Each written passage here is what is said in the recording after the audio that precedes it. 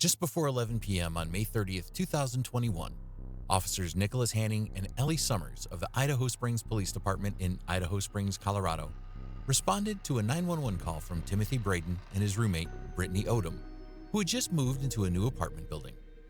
They alleged that their new 75-year-old neighbor, Michael Clark, had punched Miss Odom in the face after a noise dispute.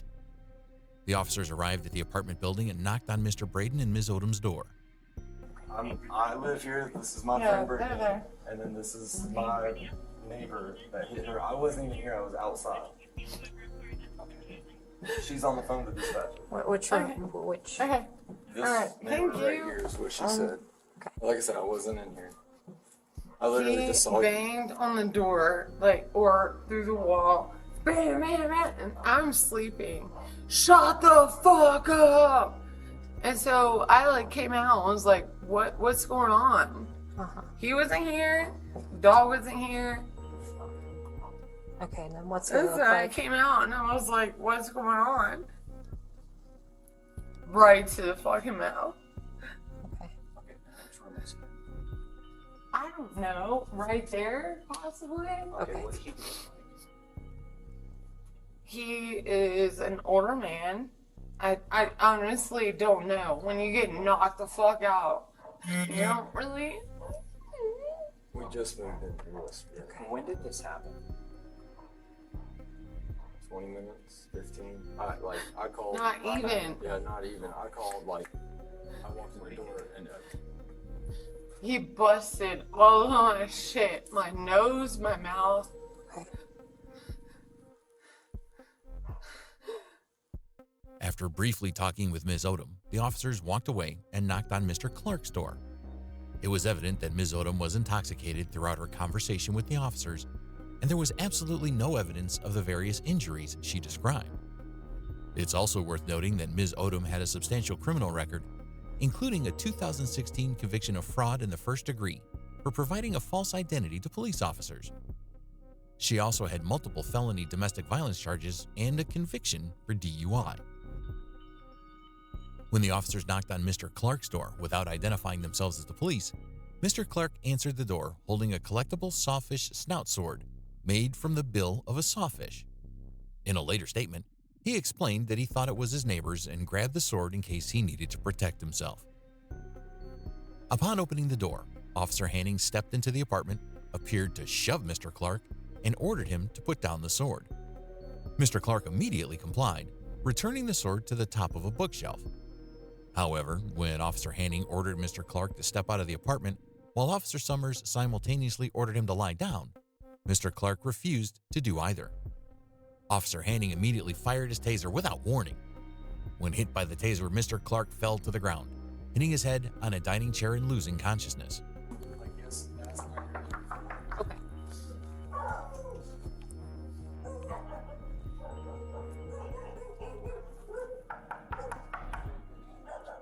I'm gonna put my dog in the bathroom, okay? Okay. What do you want? What the fuck? Motherfucker over there. Put it down, motherfucker! Put it down! Put it down! Get on the ground down! Son of a bitch. Back up. Get out here right now! Get out here! Get on the ground! No. They hit that wall so hard, I thought they were going to come through the wall. Okay.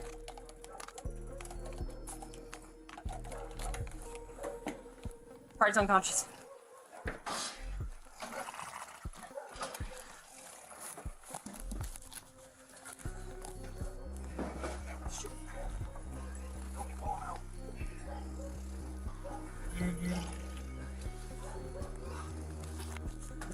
.207 taser deployed. Party came out with a machete.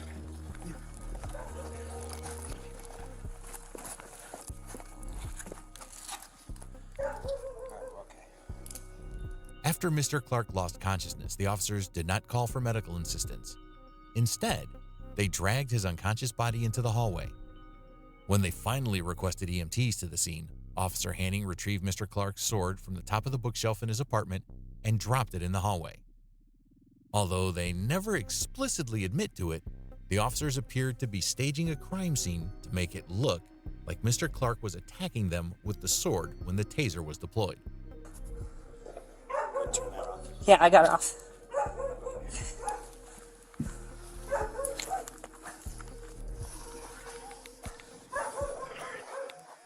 Just keep it.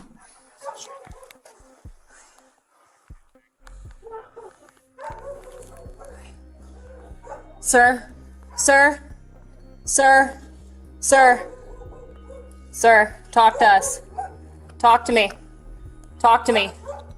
Sir, talk to me.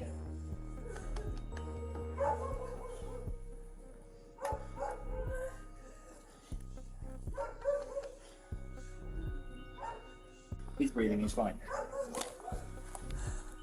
Okay, stay on your side. Stay on your side. Stay on your side. I'm police. I'm the police. Stay on your side. They hit my walls.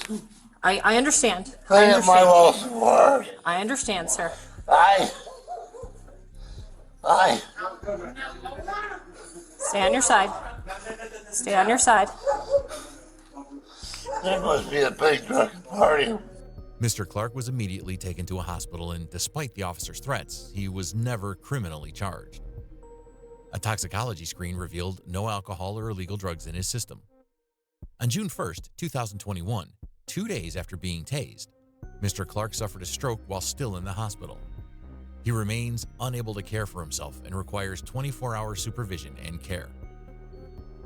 In July 2021, Officer Hanning was charged with assault in the 3rd degree against an at-risk person, a Class 6 felony offense. He was terminated from his position at the Idaho Springs Police Department.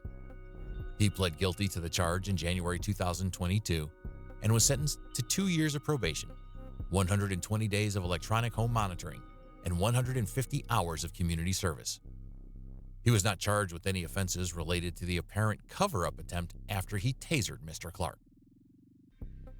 Officer Summers resigned from her position at the Idaho Springs Police Department in October 2021, but she was not charged with any crimes.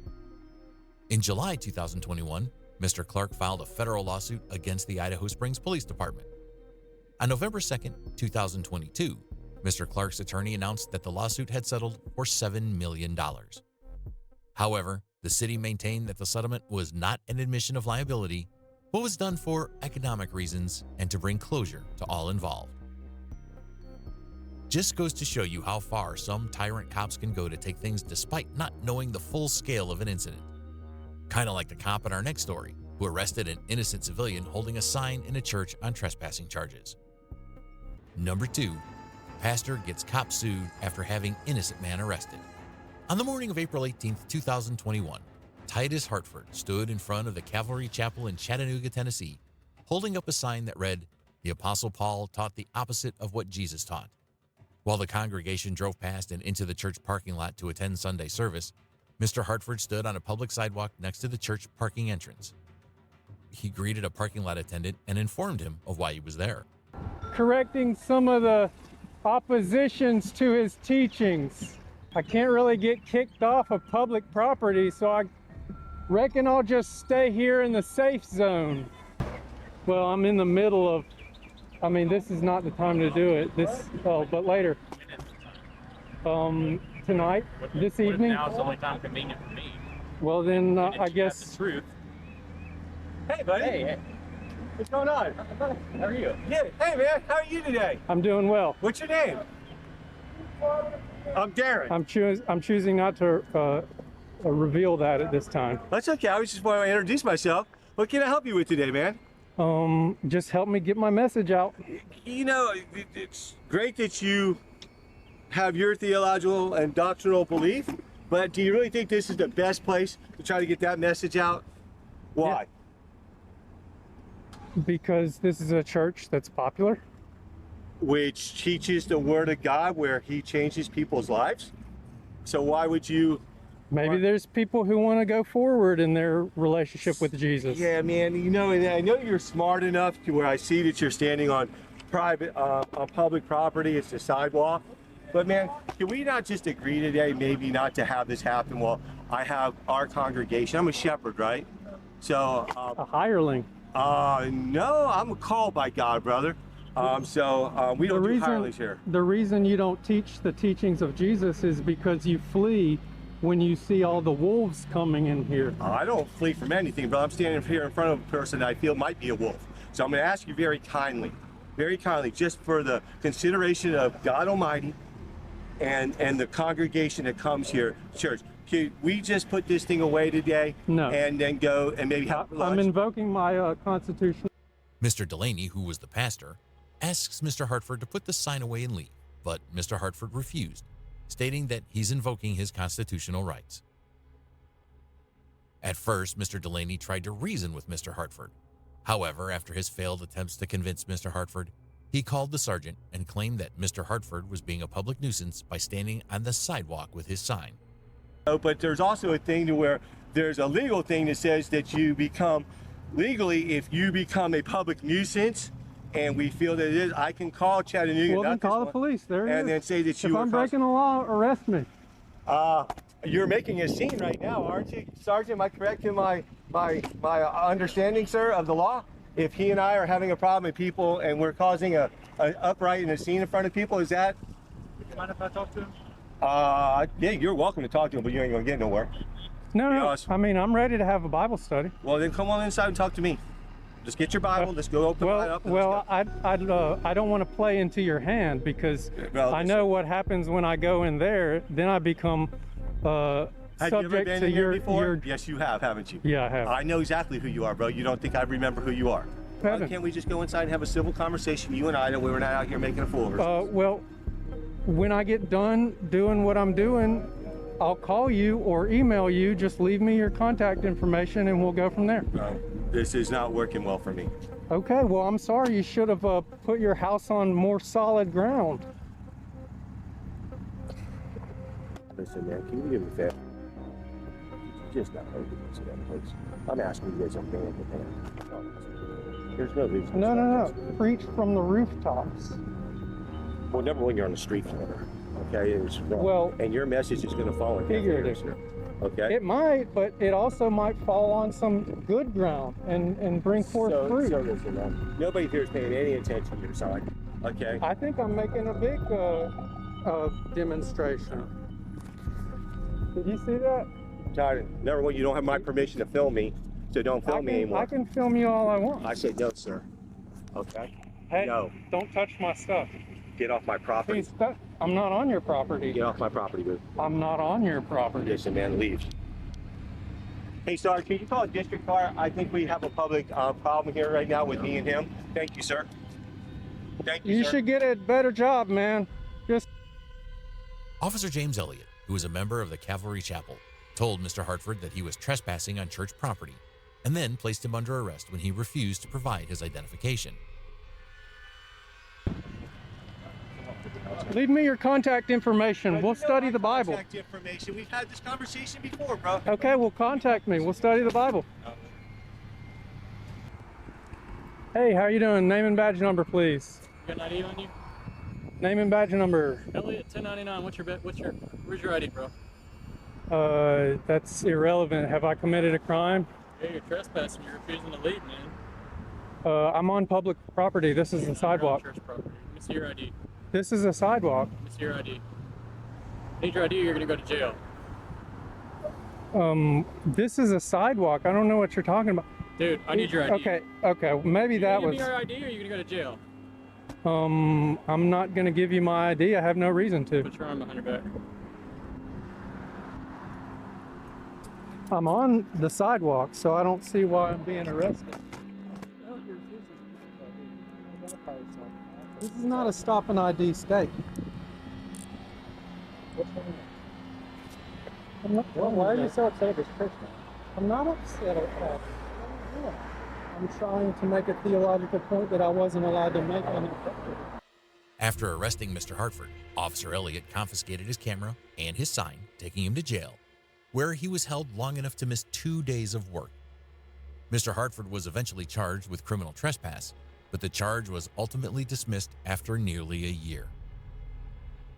On February 7, 2022, Mr. Hartford filed a pro se federal lawsuit against Officer Elliott for deprivation of civil rights. In his handwritten complaint, Mr. Hartford stated that he had pled guilty to a trespassing charge involving the same church in 2016, and that the district attorney for that case advised him that he was allowed to be on the sidewalk surrounding the church, which is why he chose to stand there with his sign. He also alleged that Officer Elliott claimed in his police report that Mr. Hartford was standing in the church parking lot when he remained on the sidewalk. Mr. Hartford's lawsuit is still pending. Are you stop this here? No. I'd like to do a Sergeant Atwood called in about him. Yeah. I'll go talk to him as well. If you think this story was crazy, then wait until you see this next one, where an officer comes up with made-up laws in order to make an arrest. Number 3. Cops get sued after making up fake laws. On February 10, 2018, around 6:30 p.m., Deputy Samantha Demirtas of the Fairfield County Sheriff's Department arrived at the home of Winsboro, South Carolina resident Jada Martin. Ms. Martin had called to report harassing phone calls. Ms. Martin lived in an area where all adjacent lots were owned by her relatives and were considered to be family land. While Deputy DeMartis was taking Ms. Martin's report, family members Kareem Martin Keene and Avery Martin were conducting a firearm target practice on another portion of the property. Walmart, Kira Walmart, she's telling me to come to Walmart to fight her or whatever. Let me see if I can call Tay and see if she knows.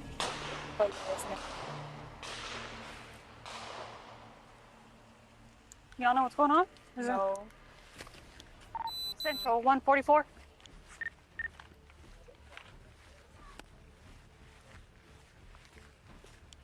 Central 144, I've got several gunshots over here.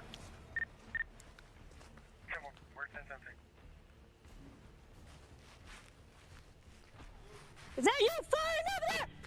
Show me your hands. Show me your hands now. Put it down. You have any other weapons on you? Put your hands on your head. Interlace your fingers. Now. You have any other weapons on you? Come over here. Get down on the ground.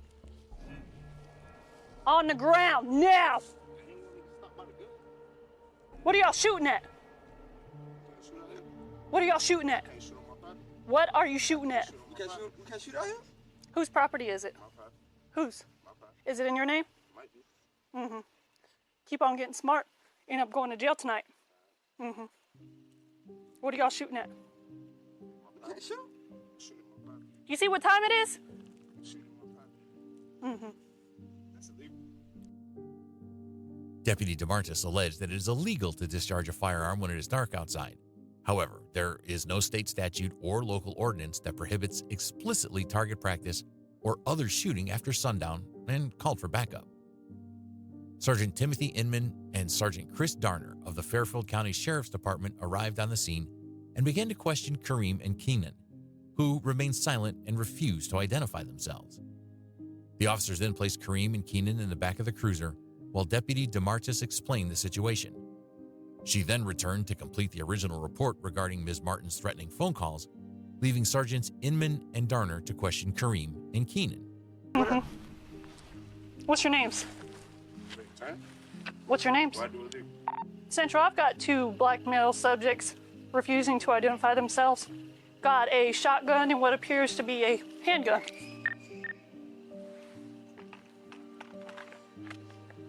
Let's make it easy on yourselves. What were y'all shooting at? We're just shooting. Okay. I suggest you not move. Shooting on your property, family's property is no issue. When you got a deputy out here trying to do a report, it's dark. Common sense. Okay, you knew they were shooting out there? Yeah. They were shooting earlier. You got IDs on you, gentlemen? You're being detained so I can identify you. For what? What was I detained for?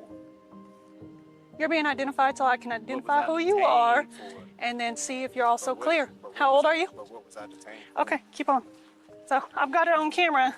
Let's go. I've got it on camera that y'all are discharging weapons in an unsafe manner in the air. How you see me though? How you see me in front of the house? Okay. All right. What we do? Look, I ain't got no issue with letting y'all go. Okay, especially if your grandma says this is her property and y'all's property. I just want to run you and make sure. I'm just saying though, like, so like, what's the issue with us identifying Where's the ourselves? weed It's at? all right. Where's the weed at? Am I lying? What you mean, Where's got the some weed at? Am I lying? So? Okay. Man. All right. Anybody got no weed? The sergeants allege that individuals must hand their IDs to police officers anytime they request them. However, South Carolina does not have a stop and identify law. Kareem and Keenan were eventually taken to jail and released the next day after being cited for breach of the peace. Kareem and Keenan sued the officers for misrepresenting the law and wrongful arrest. The case is still ongoing. If you want to watch more videos of tyrant cops getting fired and sued, then please subscribe to the channel.